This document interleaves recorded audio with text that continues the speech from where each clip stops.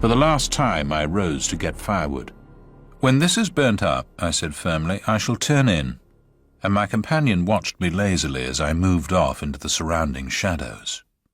For an unimaginative man, I thought, he seemed unusually receptive that night, unusually open to suggestion of things other than sensory.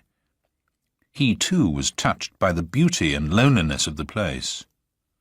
I was not altogether pleased, I remember, to recognize this slight change in him, and instead of immediately collecting sticks, I made my way to the far point of the island where the moonlight on plain and river could be seen to better advantage.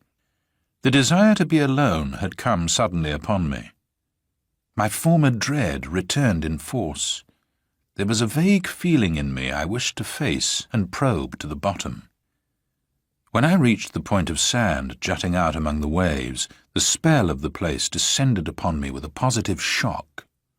No mere scenery could have produced such an effect. There was something more here, something to alarm. I gazed across the waste of wild waters. I watched the whispering willows. I heard the ceaseless beating of the tireless wind, and one and all, each in its own way, stirred in me this sensation of a strange distress. But the willows especially. Forever they went on chattering and talking among themselves, laughing a little, shrilly crying out, sometimes sighing.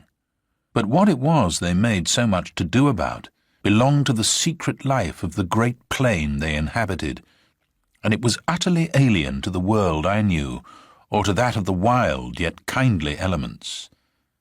They made me think of a host of beings from another plane of life, another evolution altogether, perhaps, all discussing a mystery known only to themselves. I watched them moving busily together, oddly shaking their big bushy heads, twirling their myriad leaves even when there was no wind. They moved of their own will as though alive, and they touched, by some incalculable method, my own keen sense of the horrible. There they stood in the moonlight, like a vast army surrounding our camp, shaking their innumerable silver spears defiantly, formed all ready for an attack. The psychology of places, for some imaginations at least, is very vivid. For the wanderer especially, camps have their note, either of welcome or rejection. At first, it may not always be apparent, because the busy preparations of tent and cooking prevent, but with the first pause, after supper usually, it comes and announces itself. And the note of this willow camp now became unmistakably plain to me. We were interlopers, trespassers. We were not welcomed. The sense of unfamiliarity grew upon me as I stood there watching. We touched the frontier of a region where our presence was resented. For a night's lodging we might perhaps be tolerated, but for a prolonged and inquisitive stay, no. By all the gods of the trees and wilderness, no. We were the first human influences upon this island, and we were not wanted. The willows were against us. Strange thoughts like these, bizarre fancies, born I know not whence, found lodgment in my mind as I stood listening. What, I thought, if, after all, these crouching willows proved to be alive? If suddenly they should rise up like a swarm of living creatures, marshalled by the gods whose territory we had invaded, sweep towards us off the vast swamps, booming overhead in the night, and then settle down. As I looked, it was so easy to imagine they actually moved, crept nearer, retreated a little, huddled together in masses, hostile, waiting for the great wind that should finally start them a-running. I could have sworn their aspect changed a little, and their ranks deepened and pressed more closely together. The melancholy shrill cry of a night bird sounded overhead, and suddenly I nearly lost my balance as the piece of bank I stood upon fell with a great splash into the river, undermined by the flood. I stepped back just in time, and went on hunting for firewood again, half laughing at the odd fancies that crowded so thickly into my mind and cast their spell upon me. I recalled the Swede's remark about moving on next day, and I was just thinking that I fully agreed with him when I turned with a start and saw the subject of my thoughts standing immediately in front of me. He was quite close. The roar of the elements had covered his approach. "You've been gone so long," he shouted above the wind. "I thought something must have happened to you." But there was that in his tone and a certain look in his face as well that conveyed to me more than his usual words, and in a flash I understood the real reason for his coming. It was because the spell of the place had entered his soul too, and he did not like being alone. "River still rising," he cried, pointing to the flood in the moonlight, "and the wind's simply awful." He always said the same things, but it was the cry for companionship that gave the real importance to his words. "Lucky," I cried back. "Our tent's in the hollow. I think it'll hold all right." I added something about the difficulty of finding wood in order to explain my absence, but the wind caught my words and flung them across the river so that he did not hear, but just looked at me through the branches, nodding his head. "Lucky if we get away without disaster," he shouted, or words to that effect, and I remember feeling half angry with him for putting the thought into words, for it was exactly what I felt myself. There was disaster impending somewhere, and the sense of presentiment lay unpleasantly upon me. We went back to the fire and made a final blaze, poking it up with our feet. We took a last look round. But for the wind, the heat would have been unpleasant. I put this thought into words, and I remember my friend's reply struck me oddly. That he would rather have the heat, the ordinary July weather, than this diabolical wind. Everything was snug for the night, the canoe lying turned over beside the tent with both yellow paddles beneath her, the provision sack hanging from a willow stem, and the washed-up dishes removed to a safe distance from the fire, all ready for the morning meal. We smothered the embers of the fire with sand and then turned in. The flap of the tent door was up, and I saw the branches and the stars and the white moonlight. The shaking willows and the heavy buffetings of the wind against our taut little house were the last things I remembered as sleep came down and covered all with its soft, delicious forgetfulness. Suddenly I found myself lying awake, peering from my sandy mattress through the door of the tent. I looked at my watch pinned against the canvas and saw by the bright moonlight that it was past 12 o'clock, the threshold of a new day, and I had therefore slept a couple of hours. The Swede was asleep still beside me. The wind howled as before. Something plucked at my heart and made me feel afraid. There was a sense of disturbance in my immediate neighbourhood. I sat up quickly and looked out. The trees were swaying violently to and fro as the gusts smote them, but our little bit of green canvas lay snugly safe in the hollow, for the wind passed over it without meeting enough resistance to make it vicious. The feeling of disquietude did not pass, however, and I crawled quietly out of the tent to see if our belongings were safe. I moved carefully so as not to waken my companion. A curious excitement was on me. I was halfway out, kneeling on all fours, when my eye first took in that the tops of the bushes opposite, with their moving tracery of leaves, made shapes against the sky. I sat back on my haunches and stared. It was incredible, surely, but there, opposite and slightly above me, were shapes of some indeterminate sort among the willows, and as the branches swayed in the wind, they seemed to group themselves about these shapes, forming a series of monstrous outlines that shifted rapidly beneath the moon. Close, about 50 feet in front of me, I saw these things. My first instinct was to waken my companion that he too might see them, but something made me hesitate. The sudden realization, probably, that I should not welcome corroboration.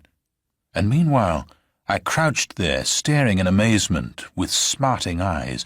I was wide awake. I remember saying to myself that I was not dreaming. They first became properly visible, these huge figures, just within the tops of the bushes, immense, bronze-coloured, moving, and wholly independent of the swaying of the branches. I saw them plainly, and noted, now I came to examine them more calmly, that they were very much larger than human, and indeed that something in their appearance proclaimed them to be not human at all. Certainly they were not merely the moving tracery of the branches against the moonlight. They shifted independently. They rose upwards in a continuous stream from earth to sky, vanishing utterly as soon as they reached the dark of the sky. They were interlaced one with another, making a great column, and I saw their limbs and huge bodies melting in and out of each other, forming this serpentine line that bent and swayed and twisted spirally with the contortions of the wind-tossed trees. They were nude, fluid shapes, passing up the bushes, within the leaves almost, rising up in a living column into the heavens. Their faces I never could see. Unceasingly they poured upwards, swaying in great bending curves, with a hue of dull bronze upon their skins.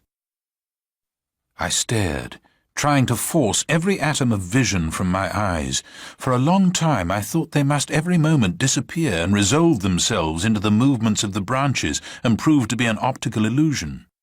I searched everywhere for a proof of reality, when all the while I understood quite well that the standard of reality had changed. For the longer I looked, the more certain I became that these figures were real and living, though perhaps not according to the standards that the camera and the biologist would insist upon. Far from feeling fear, I was possessed with a sense of awe and wonder such as I have never known.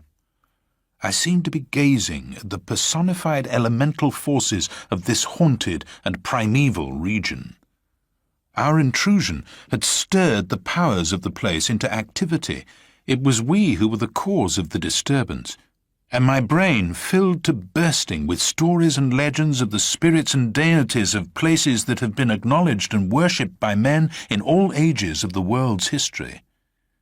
But before I could arrive at any possible explanation, something impelled me to go farther out, and I crept forward on the sand and stood upright. I felt the ground still warm under my bare feet. The wind tore at my hair and face, and the sound of the river burst upon my ears with a sudden roar. These things, I knew, were real, and proved that my senses were acting normally, yet the figures still rose from earth to heaven, silent, majestically, in a great spiral of grace and strength that overwhelmed me at length with a genuine deep emotion of worship. I felt that I must fall down and worship. Absolutely worship.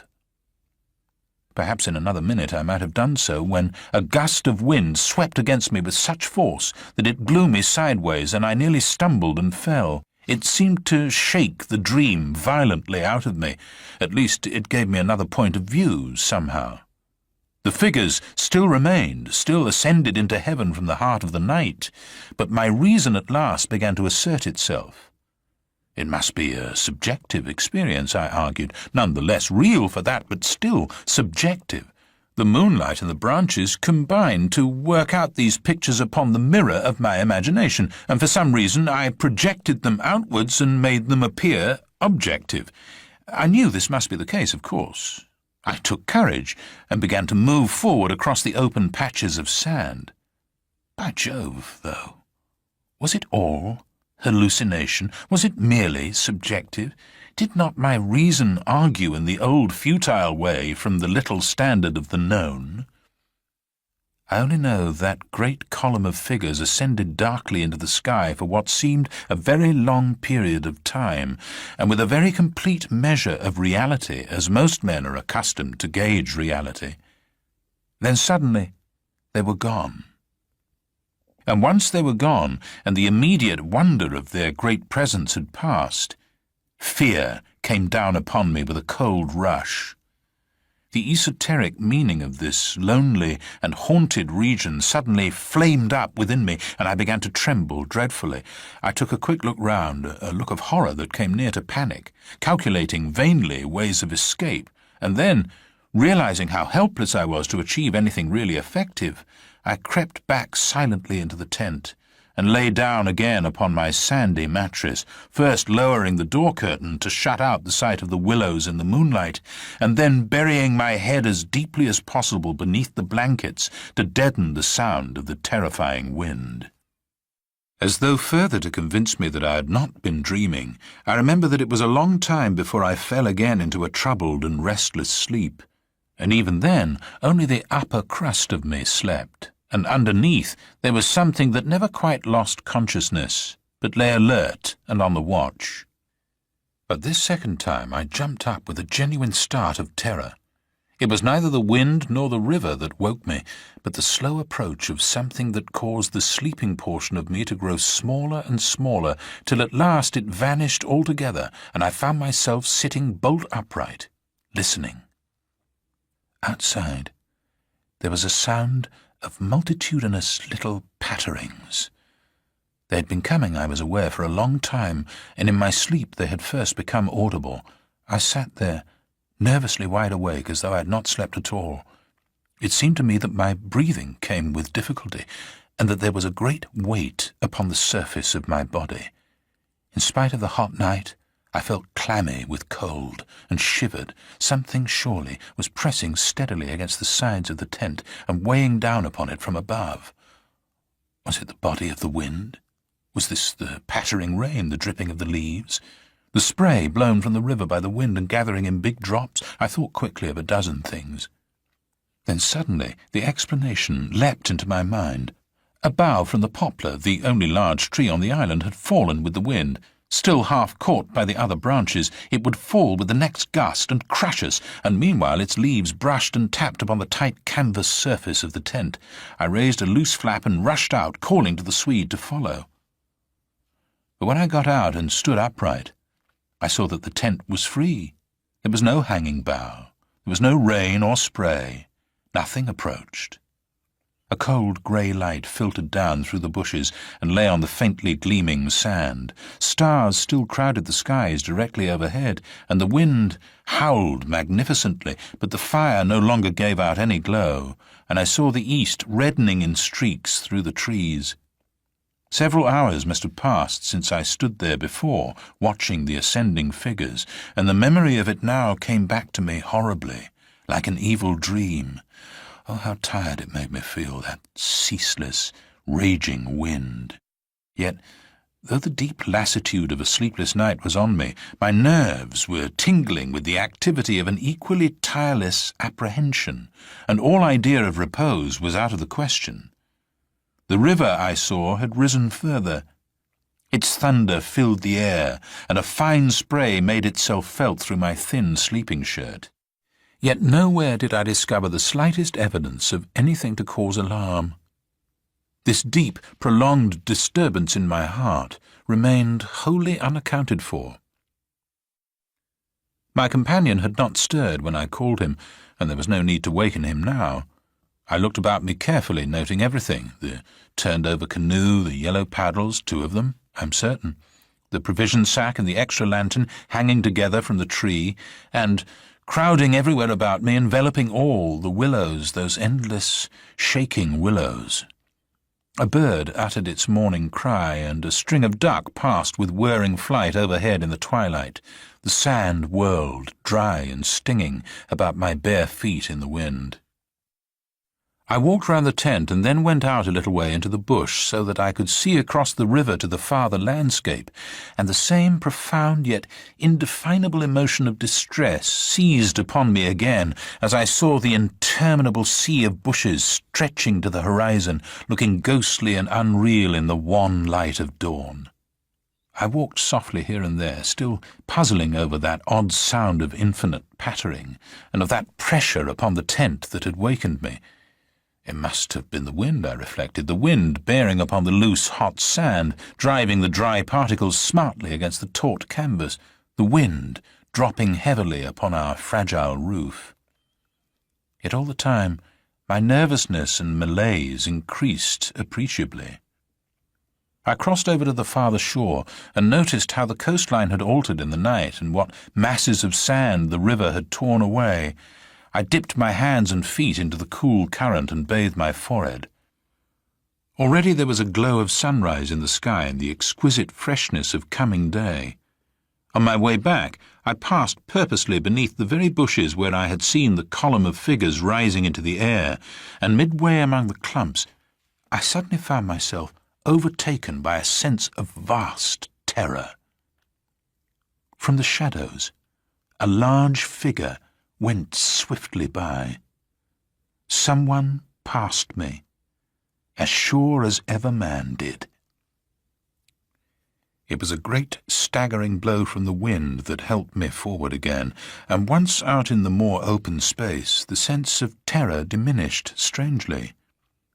The winds were about and walking, I remember saying to myself, for the winds often move like great presences under the trees, and altogether the fear that hovered about me was such an unknown and immense kind of fear, so unlike anything I had ever felt before, that it woke a sense of awe and wonder in me that did much to counteract its worst effects. And when I reached a high point in the middle of the island from which I could see the wide stretch of river crimson in the sunrise, the whole magical beauty of it all was so overpowering that a sort of wild yearning woke in me and almost brought a cry up into the throat. But this cry found no expression, for as my eyes wandered from the plain beyond to the island round me and noted our little tent half hidden among the willows, a dreadful discovery leapt out at me, compared to which my terror of the walking winds seemed as nothing at all. For a change, I thought, had somehow come about in the arrangement of the landscape. It was not that my point of vantage gave me a different view, but that an alteration had apparently been effected in the relation of the tent to the willows, and of the willows to the tent. Surely the bushes now crowded much closer. Unnecessarily, unpleasantly close, they had moved nearer. Creeping with silent feet over the shifting sands, drawing imperceptibly nearer by soft, unhurried movements, the willows had come closer during the night. But had the wind moved them, or had they moved of themselves?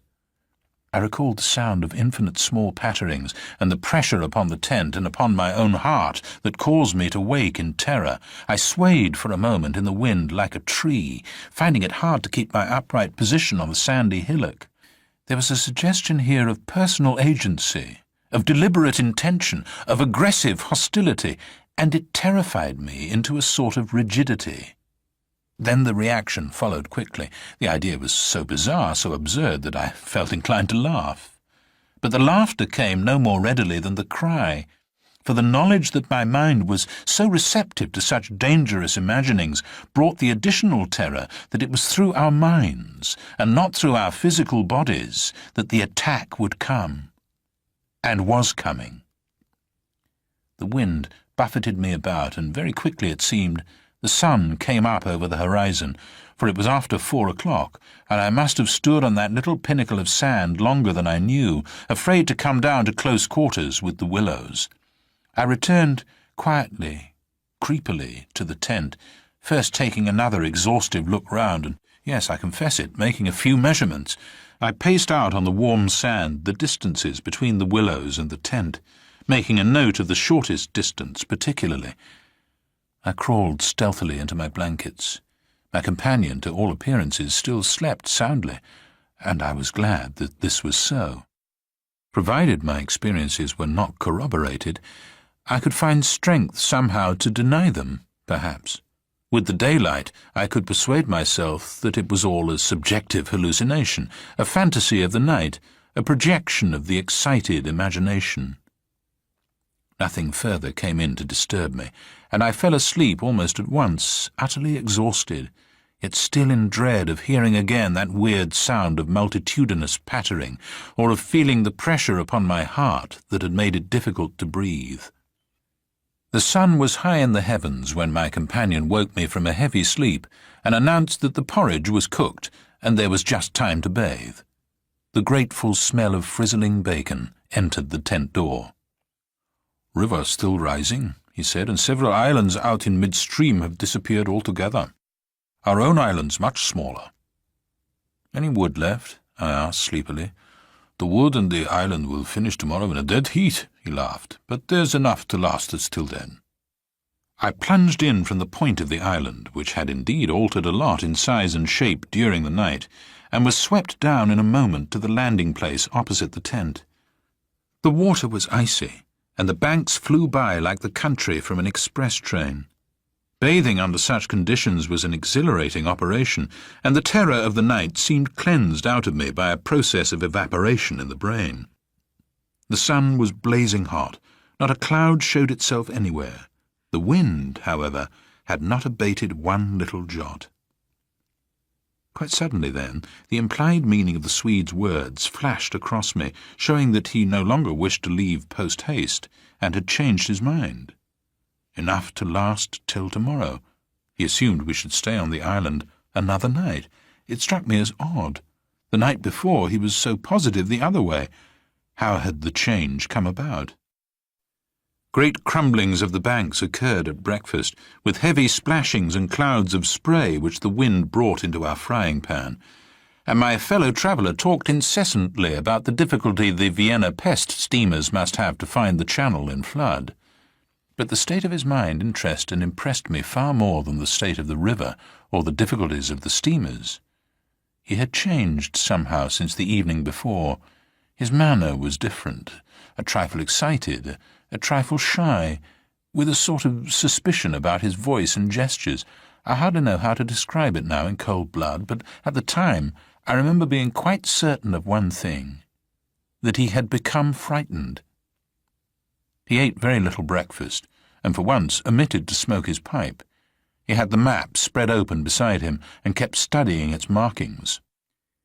"We'd better get off sharp in an hour," I said presently, feeling for an opening that must bring him indirectly to a partial confession at any rate. And his answer puzzled me uncomfortably. "Rather, if they'll let us." "Who'll let us? The elements?" I asked quickly, with affected indifference. "The powers of this awful place, whoever they are," he replied, keeping his eyes on the map.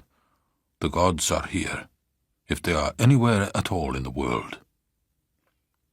"The elements are always the true immortals," I replied, laughing as naturally as I could manage, yet knowing quite well that my face reflected my true feelings, when he looked up gravely at me and spoke across the smoke. "We shall be fortunate if we get away without further disaster." This was exactly what I had dreaded, and I screwed myself up to the point of the direct question. It was like agreeing to allow the dentist to extract the tooth.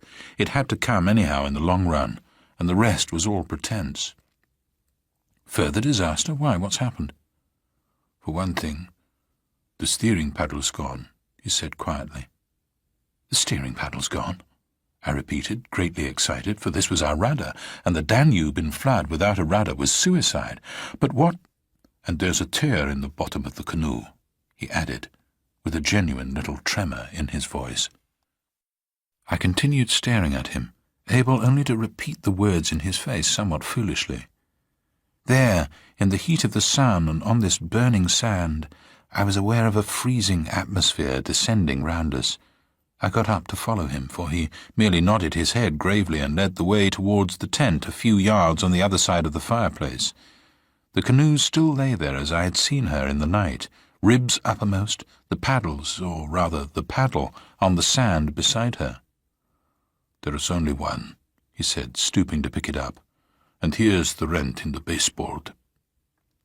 It was on the tip of my tongue to tell him that I had clearly noticed 2 paddles a few hours before, but a second impulse made me think better of it, and I said nothing. I approached to see. There was a long, finely made tear in the bottom of the canoe, where a little slither of wood had been neatly taken clean out. It looked as if the tooth of a sharp rock or snag had eaten down her length, and investigation showed that the hole went through. Had we launched out in her without observing it, we must inevitably have foundered. At first, the water would have made the wood swell so as to close the hole, but once out in midstream the water must have poured in, and the canoe, never more than 2 inches above the surface, would have filled and sunk very rapidly. "There, you see an attempt to prepare a victim for the sacrifice," I heard him saying, more to himself than to me. "2 victims, rather," he added, as he bent over and ran his fingers along the slit. I began to whistle, a thing I always do unconsciously when utterly nonplussed, and purposely paid no attention to his words. I was determined to consider them foolish. "It wasn't there last night," he said presently, straightening up from his examination and looking anywhere but at me. "Oh, you must have scratched her in landing, of course," I stopped whistling to say. "The stones are very sharp." I stopped abruptly, for at that moment he turned round and met my eyes squarely. I knew just as well as he did how impossible my explanation was. There were no stones, to begin with. "And then there's this to explain, too," he added quietly, handing me the paddle and pointing to the blade.